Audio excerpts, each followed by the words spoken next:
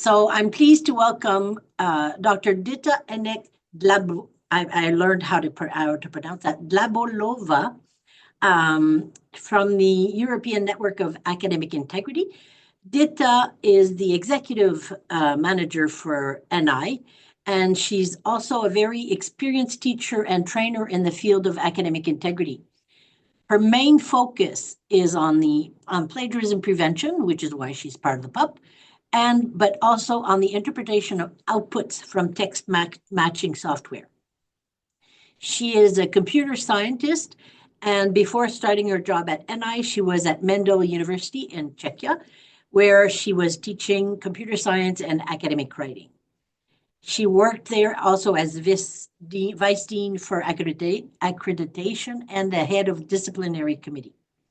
This morning, Dita is going to talk to us from the FAITH Project. I imagine she'll explain what the FAITH Project is, all about support for victims of academic integrity misconduct. So Dita, I'm leaving you the floor. Thank you very much for a nice and perfect introduction. So I hope that you now can see my screen. And yeah, this is a disclaimer that we need to share during the presentations based on the FAITH project. So I will just introduce the FAITH project, where my role is researcher and lecturer.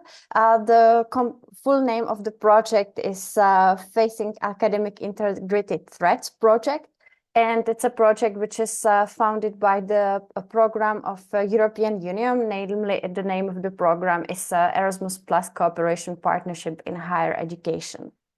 The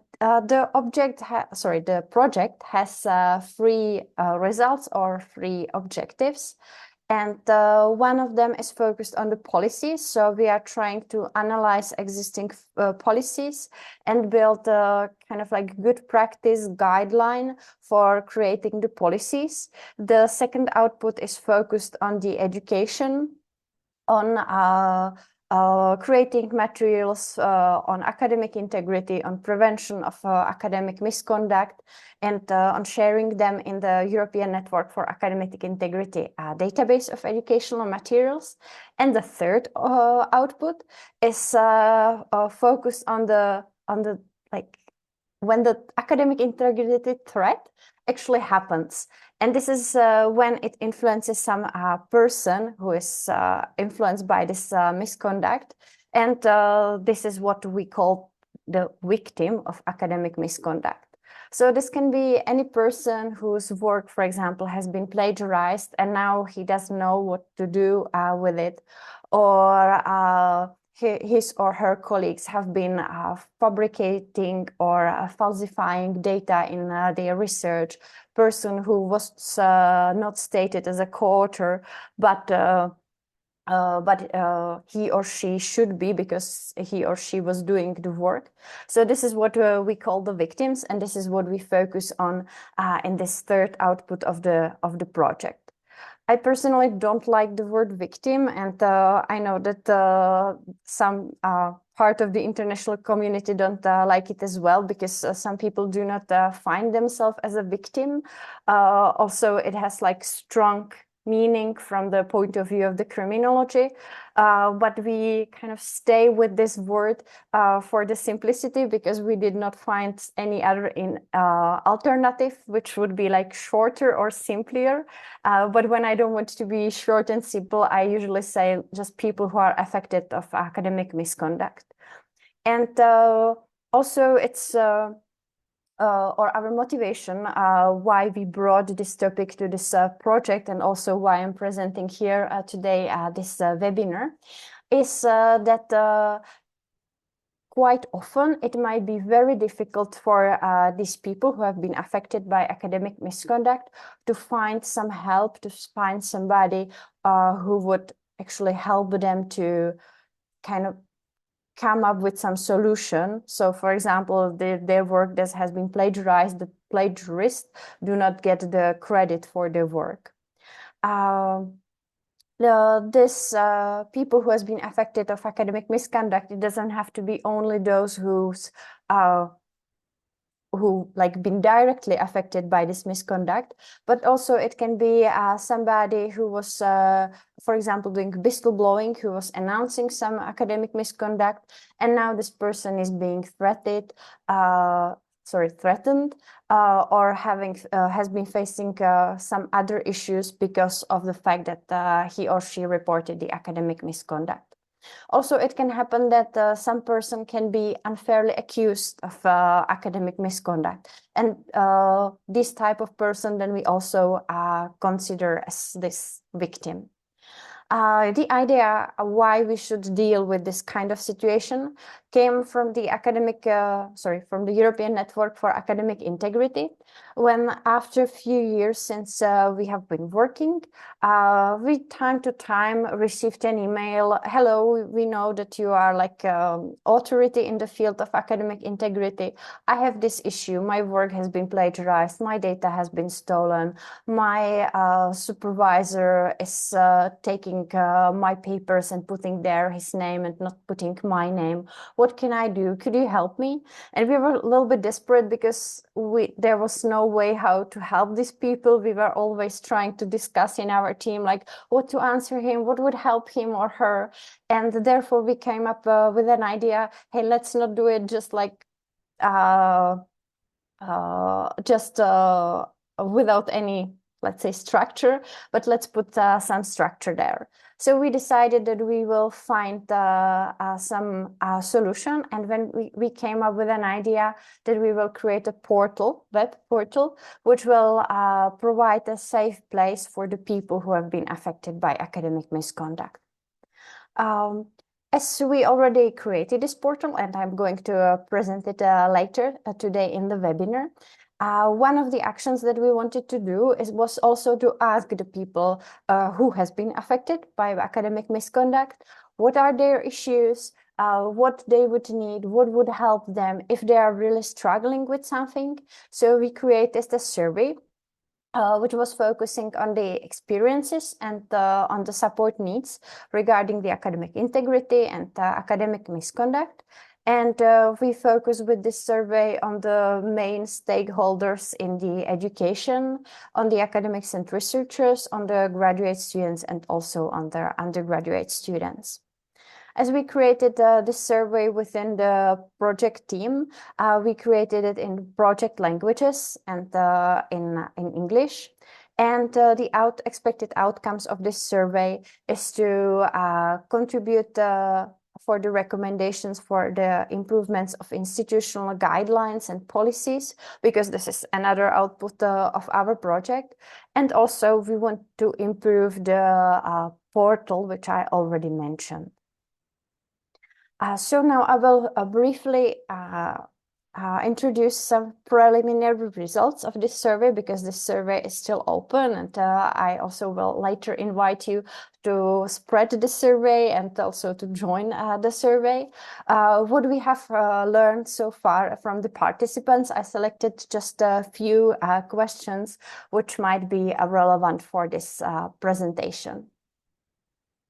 So one of the questions was that we asked, like, what have you experienced? Like, have you experienced any of these actions? And you can see from the bar that at least once, many people experience some issue with another person. We have like options like being threatened, being bullied, or just a conflict with another person. And this is really common. And the other really relevant issue, which was among our respondents, is some lack of institutional support or some problem with the institution. Either it's the support on the problem which is related to another person, so the common issue that the people have, then they might have problem to find the support from their institution, or it can be some problem related to their work. Or a very common problem is the pressure from the institution or from the managers to work long hours or during the weekends. And another issue, which is kind of like worrying, is that the people faced at least once or even sometimes more times some threats or intimidation after they reported or observed some academic misconduct. This is the very last line. Sorry, the description is not there in the chart completely, but it's after reporting some observed academic misconduct. So these are the experiences that our respondents have been coming with. Just to explain the very small numbers, these are very preliminary results. So basically there was just based on 30 respondents. So this is why the numbers in the chart are so low. So the total amount was 30. Another question that I wanted to present is if the person or if the respondents experience some allegations of academic misconduct. And as in this question, we ask also on the colleagues. It seems that many colleagues of many people experience some allegation. It was also almost half of the people told us that their colleagues experience allegations of unethical research practices or plagiarism. So even just the allegation issue, when you did not something wrong, but someone told you, yes, you did something wrong, it seems that it's also quite a big issue. And we also asked about the actions that the people would do in case they were affected some dishonest behavior. And we were looking at two different types. When it's dishonest behavior either by colleague or by manager. And we can see that mostly the people would just like to talk about it with someone. Almost like 80% people would tell to a friend about it or tell a family about it. We were quite happy that at least, sorry,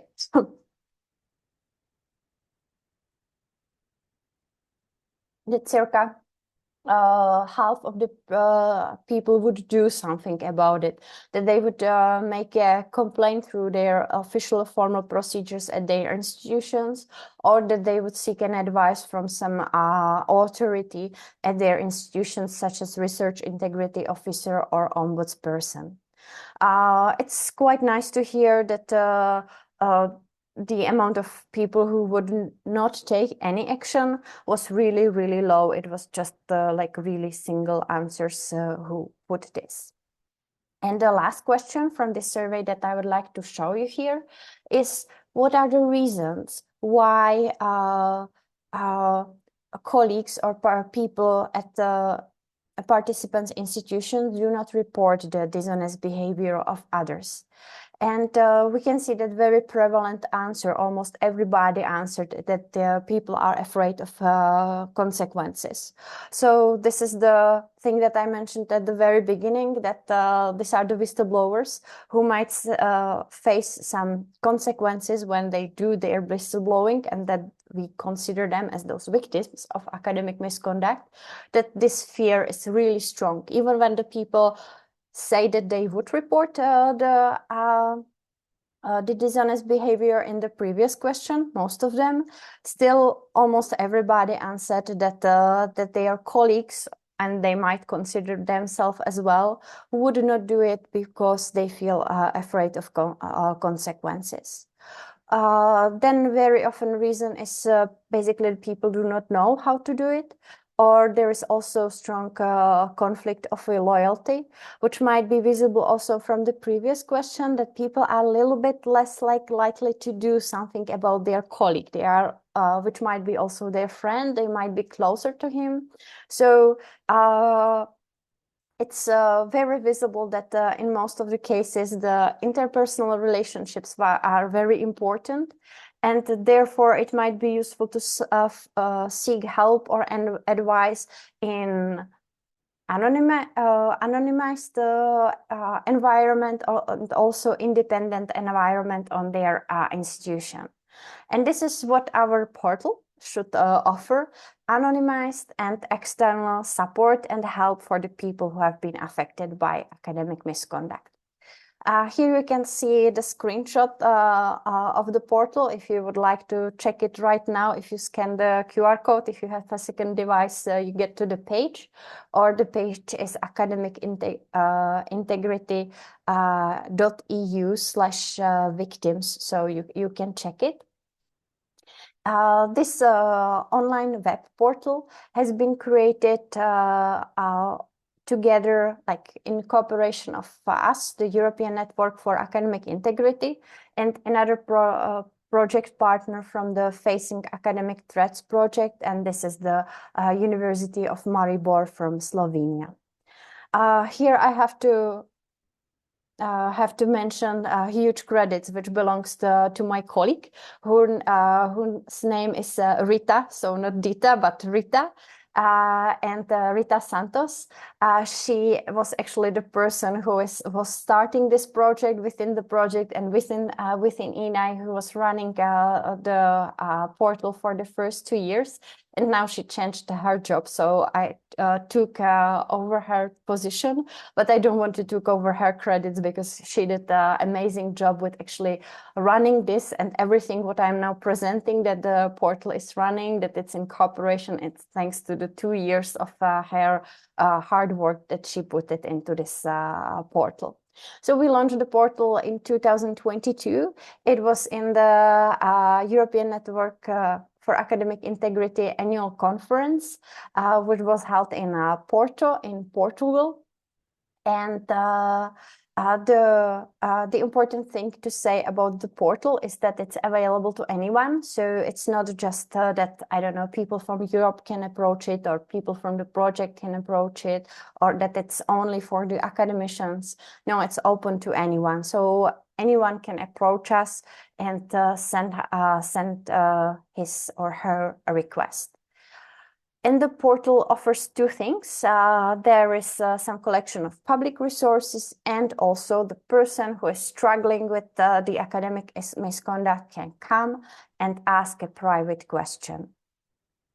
The objectives of the portal is to develop a supporting network for the people who are affected by academic misconduct. So to have not just individuals who would help those people, but to have a supporting network, to provide guidance and advisory services, and also to raise awareness about this issue. So this is basically the reason why we are having this webinar today, because we want to raise the awareness here.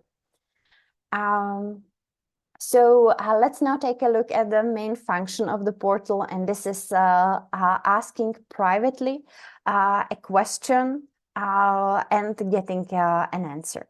So everybody can come to the portal and describe his or her problem and post it privately, and then receive a tailored advice. And the tailored advice is from the supporting network of the portal, which is formed by academic integrity experts. We call them mentors. And they provide their advice based on their experience, either with similar situations or the best practices that they know, or relevant guidelines within the given field. So far, we have 14 mentors. They are academic integrity experts. They are from the FAITH project, plus they are volunteers also from the European Network for Academic Integrity. These mentors, they have various expertise, so we are trying to cover many various topics. So far, we have been missing a lawyer, which is quite important role in such team. But currently, we are in communication with one lawyer who would like to become a mentor. So maybe already now we can say we have 15 mentors, because we just need to conclude with this lawyer and put him among these experts on the web. You can find the list of the experts on the web of the portal. And for each expert, we have their short profile describing his or her expertise. So when the person is approaching the portal with some question about academic misconduct which happened to them, which is usually a very sensitive topic, then the person knows plus minus who is going to read his story, who is going to dive into this story. So he can see or she can see the faces and also some description of these people, and also can maybe select a person who he or she would prefer to have this answer answered. So how to ask a question at the portal? We tried to make it as much simple as possible. So basically, we need only two things, and this is the description of the issue. Of course, we need the person to describe the issue very well, and then we need a way which enables us further communication with this person. So we need some email, which will enable us to the registration at the portal and sending the notifications from the portal on receiving the answers from the portal. Of course, we do not require any like official institutional email. It can be any email because we know that some people might really want to keep their story confidential and private. They want to be anonymous. So everybody, yeah, we need some email, but everybody can just create some free email and use it just for this purpose. And basically just for the making it simpler from the point of view of the system, and for some technical limitations, we need a person to select a nickname, and that's it. So when the person describe their issue, they can also select a mentor if they prefer some particular mentor, and then post the question to the portal. In the portal, like what is going on next, we have an admin, and this admin received a notification about this new question. She answers the person with, hey, we received this question and I'm sending your question to the mentors. Please be patient a little bit to make enough time for the mentors to prepare the answer. And the admin selects the mentors based on the content of the question or based on the selection of the person who posted the question. The selection of the mentors, we always go at least for 2 mentors, because providing answers to usually quite complicated issues, because yeah, people do not come up to such service with some simple problems. So we don't want to put so much responsibility on just one person to create a perfect answer for this. So we always select at least 2 mentors to kind of share this responsibility. So the mentors, they receive the question. Of course, they can refuse that they will not deal with this case for whatever reason, like a lack of time, or they do not feel like expert enough in this field, or they might also find out that this might be a possible conflict of interest for them. So of course they can refuse. And when the mentors agree to answer this question, they they elaborate their answers. They send it to admin. The admin compiles the answers from all mentors together, and via the portal, the admin answers to the person who was posting the question. So we keep all the communication within the portal to keep it as confident as possible. So it does not go like outside of the portal with some private emails, private communication with the mentors, and so on. Usually, or so far, the people who ask the question through the portal, because we already have an experience with this, they did not proceed any further in the communication after they received the answer. Usually, they were like kind of like happy with it. But of course, if any further communication would be needed, the admin would moderate it and enable the further communication as well. So what does actually the portal offer? What is this like asking your question privately? What the portal or what the mentors can do for people? Basically, we call what we are doing signposting. We are providing advice, we are providing support, but unfortunately, we can't do something like practically for the person. We can't go to his manager and tell him, okay, do not do this. We can't go to the publisher who is, I don't know, refusing to publish a paper which should be published or something like this. No, we can just advise the person like what would be the best to do in their situations. The reason why we do not do something more is basically we can't. On one hand, we know always just one side of the story. We don't know the other side of the story, and we know that in practice this might be important, that the other side of the story might change it. Also, we do not have any legal authority to intervene with this person's manager or with his colleague or something like this. So the only thing that we can do is to provide the best advice that we can. This advice can be steps which are based on some best practice or experience in the given situation. We can provide relevant documents, guidelines, which might help to guide this person through the situations. And we can also provide contacts, because as the European Network for Academic Integrity, we are the biggest academic integrity in the Europe, and also we are quite strong player in academic integrity worldwide. So we can say we have quite many contacts. We have more than 50 member institutions, over 50 individual members. We have also partner networks. In Europe, we are also partner network with the International Center for Academic Integrity. So we can say that we have quite strong base of the contacts, which might be relevant and helpful in some cases. Maybe if somebody as a person would contact some institution, which might provide him some further or better help, he might not be seen as relevant, or he might get lost in the spam. But if we contact or if we just provide some kind of recommendation for this contact, this might be helpful.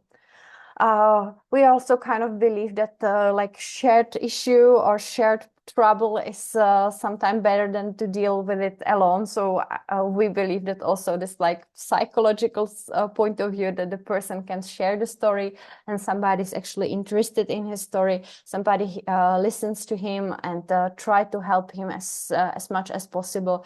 That at least this might be sometimes also part of the help and support. We know that the privacy is very, very important. So the only thing that we have as an identification is the contact email. And as I mentioned, this can be any email, and person do not need to share any identification details in the story. On the other hand, sometimes the way how the story is described, maybe if somebody from the same country would read the story, or from a close institution would read the story, they might be able to identify this person. So we keep all the questions visible only to the admins and the mentor of the portals, who keep it confidential. On the other hand, in some cases, like publishing the story, especially when you know the outcome, you know what helped, you know what were the results, what did not help, and so on, might help the others. So after the case is kind of dealt with after the person has the answer from the admins. We might ask the person if he or she wants to have a story published with in a discussion forum. If the person agrees, they think that their story might be helpful to the others, that we anonymize the story even further, even when it's already anonymous and basically we have no idea who is the person. We identify it even further to protect the person, to protect also us, because as I mentioned, we don't know the other side of the story. And when we have like common agreement from the author and also from the people from the from the portal, the admins and the mentors, that this is a good idea to publish this story is published. So anybody can read it publicly on the portal. And there is an moderated discussion, so anybody can comment on it. Of course, we do not allow the comments to appear there automatically, because we know how it works on the internet nowadays. When there is some open discussion, it just happens to be full of spam, and it can be also some trolls can come here. So it's moderated. So only after admins validates this post, it appears there. But we already have some examples of the stories which have been here. I have here a screenshot of a story. Sorry. Of a story of plagiarism. It was a story about my work has been plagiarized, and there is some anonymous comment like, yes, I'm facing a similar problem at my university. Now, so at least we know that one person liked that there was this story published and use it as some example, and maybe it helped them in their case as well. And of course, the mentors can contribute to this discussion as well. In the screenshot, again, you can see a comment from my colleague Rita, who was answering this person. So this is like another point of view of the portal. If you don't feel that you want to share your story, maybe you are just like looking for solutions, you are not like ready to ask for tailored advice, the portal also offers publicly available resources. One of them are these stories, like the real cases from the portal, which has been anonymized, and further resources which are available there. There's a collection of stories now. Again, it's a story, but this collection of stories, it's usually some cases which are described in some other media, other resources, and we are just linking them. So basically, we are having there just links to various stories, various cases, as they have been described on various servers and so on. So again, as an inspiration, when a person doesn't know what to do and is looking for something that helps somebody else. We have there a list of relevant guidelines from external authorities, which might be helpful sometimes to read what some relevant authorities, some national agency or international agency suggest in a similar situation. We have there a list of relevant literature, like bibliography, and we have a blog. Mainly this blog was or is being written by the mentors or people like close to the portal, and these are some personal reflections and experiences from mentors or also from other people on similar issues, on their experience with academic integrity, misconduct, on what they did or what they didn't did, and so on. So another piece of inspiration. As I already mentioned, that the portal has been running already for 2 years. Now I would like to share some like overview, what was the impact of the portal. So for the 2 years, we have almost 9,000 of views. Of course, most people are visiting the homepage, but also this discussion forum is the second mainly mostly visit page. We can see that half of the visitors is coming like directly, so they get the link that I was sharing at the beginning of this presentation, and they came up with the link. but also like I don't know, quarter of the people is this organic search and organic social. It's just the people who find it maybe on the Google, or they somehow find it on the social media. So also quite many people are just finding us probably because they were looking for some help. Of course, we have visitors for various countries, but the prevalent country is UK and United States.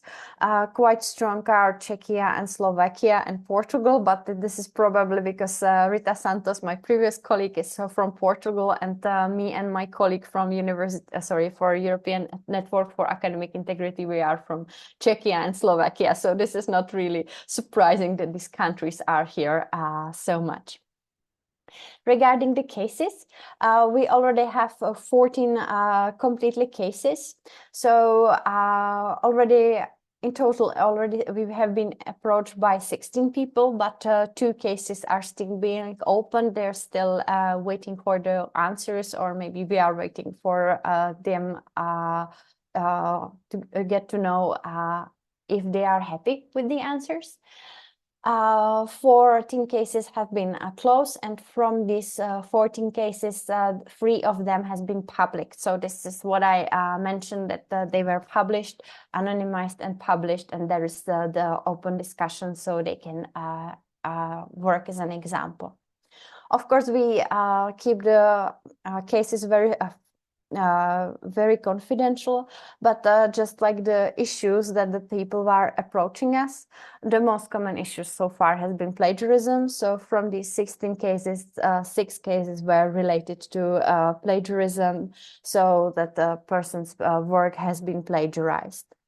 Another issue, it's kind of like similar to what we heard from the survey that I was presenting at the beginning, that the people had the issue with some kind of senior manager, so interpersonal relationship in the workspace. And then there was like single cases of studies with the issue with the PhD studies, issue with paper publication, issue of an authorship in an international project, and also issue of a whistleblower when person was whistleblowing on unethical practice in research and faced some issues. So this is so far what we have seen at the portal. And now, as I've been talking for quite a long time, I would like to open a discussion. If you have any questions about the portal or any question on my experience with the portal, or we can also discuss how we can support our colleagues, friends, and also students who are affected by academic misconduct. So please come up with your questions or ideas, or if you have any. And I don't know if I can see some chat here. Hi, Dita.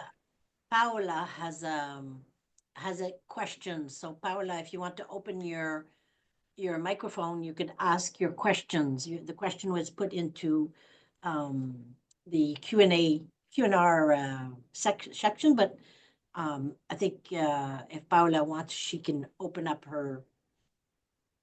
There we go. Thank you very much. Thank you, Dita. Thank you, Martin. Okay, but I'm going to write my question. My name is Paola, and I am PhD student in education and ICT. My research topic is making sense of academic integrity in the culture of an online university. I have 2 questions for you. First, please let me know if you had found anything regarding the likelihood that one of the reasons behind the increasing number of victims could be the hiring of professionals working as professors or researchers at universities without prior training in research or pedagogy. I am pursuing my PhD in Spain, Barcelona, but I am Colombian. In Colombia, this type of hiring is quite common. Second question, do you believe that the demands of accreditation and quality assurance systems generate pressure that ultimately contributes to the growing number of victims? Thank you very much. Okay, I will try to answer Yeah, I will first I'll go back to the first question. So it was that there is a growing amount of professionals who are becoming professor at higher education institutions, and this might cause problems with the academic misconduct. Did I get it correctly? Yes, maybe the hiring of professionals as professors or researchers, professionals of another areas different of pedagogy, education, and other areas. For example, a lawyer that is a good lawyer but is not a professor, is not a researcher, but the university in Colombia hire him as a professor or hire her as a professor or as a researcher. Yeah. I'm not really used to this practice. I think it's like really uncommon in Czechia because you have to go through the official like academic education to become a professor or researcher. So I don't have a personal experience with this, but I can imagine that this person like lacks the necessary education and growing learning in the environment of academic integrity. Maybe they might be different standards in like the business or professional ideas. So I would say yes, but I don't have any data which would support this. So yeah, but I would personally say yes. And the Thank you, second thing, Dita. Thank you. the professional pressure from accreditation agencies. Well, I could see it in Czechia because to have an accreditation for a certain study program, you have to have people with certain amount of publications in the given area. And I know that Czech universities are terribly struggling with this. And these are the publications for publications. We need publication, I say, on mathematics because we need to accredit this program in mathematics because we need to teach our students mathematics. But nobody does a real research in this exactly topic. So I know that this is a big issue in Czechia. And I can imagine that it might be an issue also elsewhere. Thank you very much, Dita. Okay, I can see a question in the chat. If you contact ethics committee and publishers on behalf on complaint or just advise with resources, how many complaints do you get weekly? Weekly, I think, well, so far in 2 years, we received 16 questions. I think it's not really evenly distributed, but it's like 8 cases per year, plus minus. So it's not many so far, which is good because we don't have so many mentors.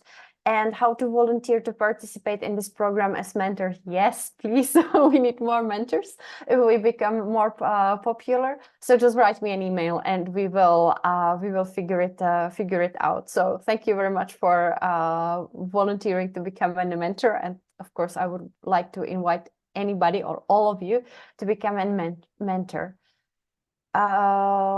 And the first question, if I get it correctly, it's if we as the like representatives of the portal, if we are contacting the ethics committee or publishing, or if we are just advising.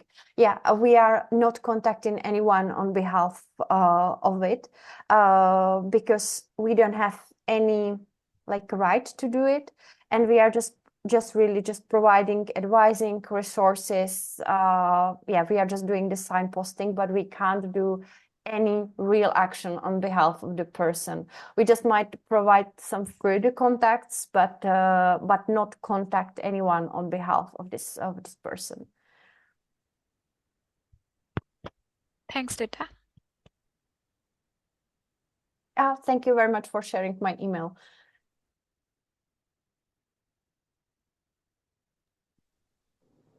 Vadivel has a question, Dita. Yes, please. Hi, Dita. Can you hear me? Yes. Very informative webinar, quite interesting also. Just have two questions. I think you have already touched upon the scope of the portal and the ENI in regards to how much support you provide to the students. So you said that you advise them. But if in a scenario, in a case where the institute or the university says, could you provide like evidence, or could you, not evidences, could you provide more support?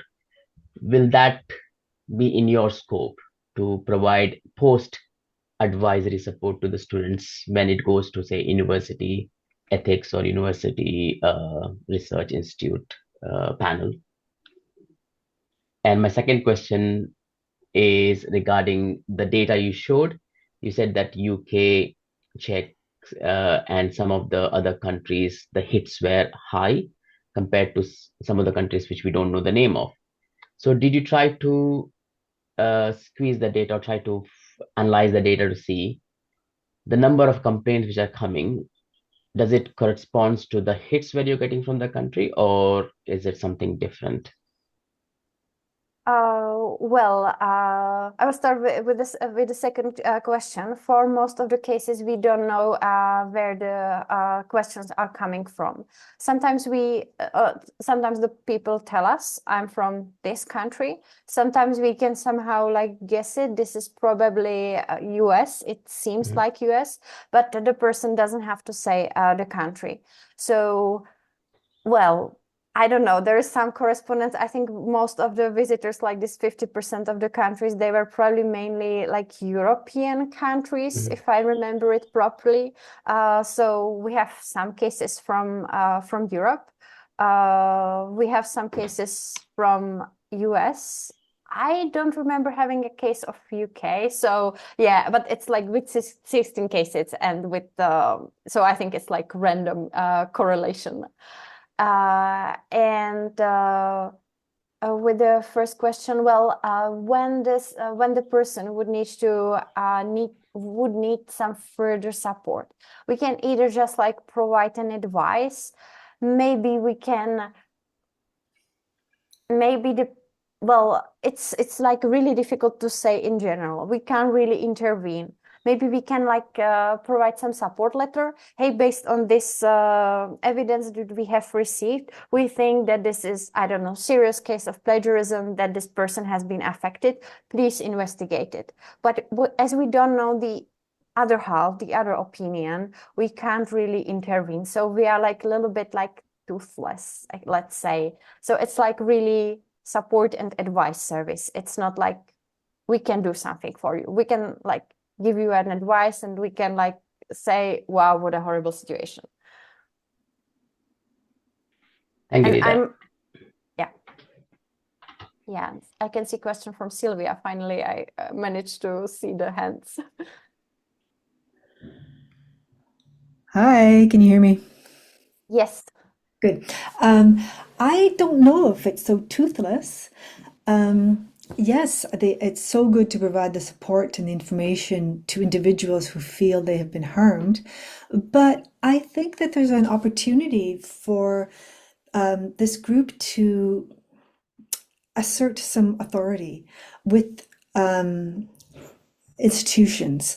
I would say that normally, if a person feels they've been harmed by someone else, that someone else is at an institution. And I'm thinking that this group could communicate to the institution, we are investigating something about, so-and-so X, and we want to bring this to your attention.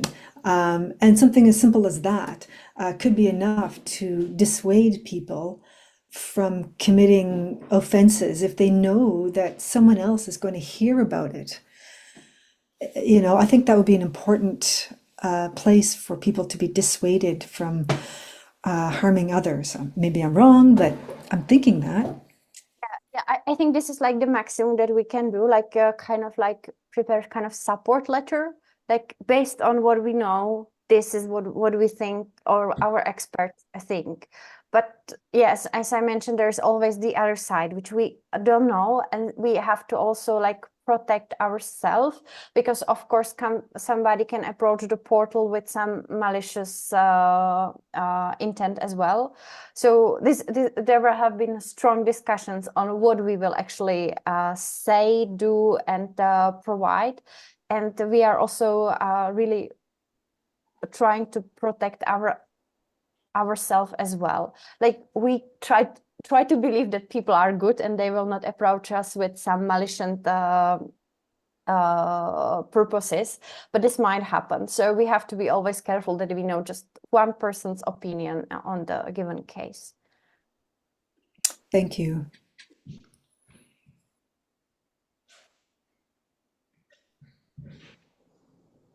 Any other questions for Dita? Okay, Well, so I want, oh, go ahead. well, Dita. I will just like conclude. I'm sorry, I have like just few more things to say. Of course, I wanted to thank you. Okay, now I move to the other slide. Oops. I want to thank you for your participation and also for the interest of this topic.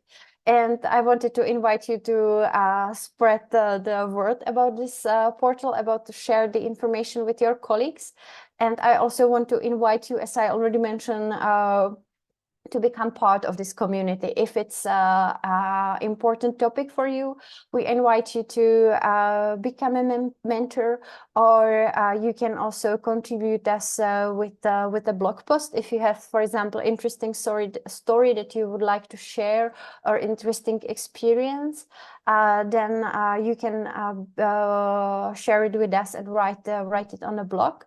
And also, if you have some interesting materials, about some good guidelines or some literature which might be relevant, just please share it with us.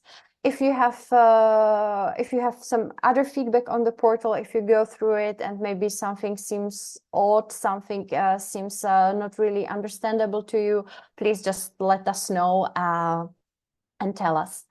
Also, I would like to invite you to the survey, which I mentioned at the very beginning. So if you are interested, feel free to share this survey with your group, with your colleagues. As I mentioned, we have the survey for academics, for the students. So you can also invite the students to participate at the survey. And you can help us to improve the portal and improve the help. And now they're just the contacts. So if you have anything which you would like to know or provide or get, just feel free to send me an email to the email that Natalie shared in the chat, or that you see here on this screen. So now that's all from my side. Well, thank you very, very much, Dita. I had not seen the portal, and I was very impressed with the work that you're doing, and I predict that you will be very busy and for many years to come, because people do want to reach out and tell their stories and get some feedback on what they should do about this story. So I think your project will have many years of success. For those who don't know, Natalie, can you paste the webinars? The next webinar is going to be on November 11th at 10 a.m. Eastern Time again. Dr. Selik and Trevisiol will be talking about enhancing academic integrity through policy development and educational materials. So please join us on November 11th for another very interesting webinar. That's it for today. Thank you very much, everybody, for attending.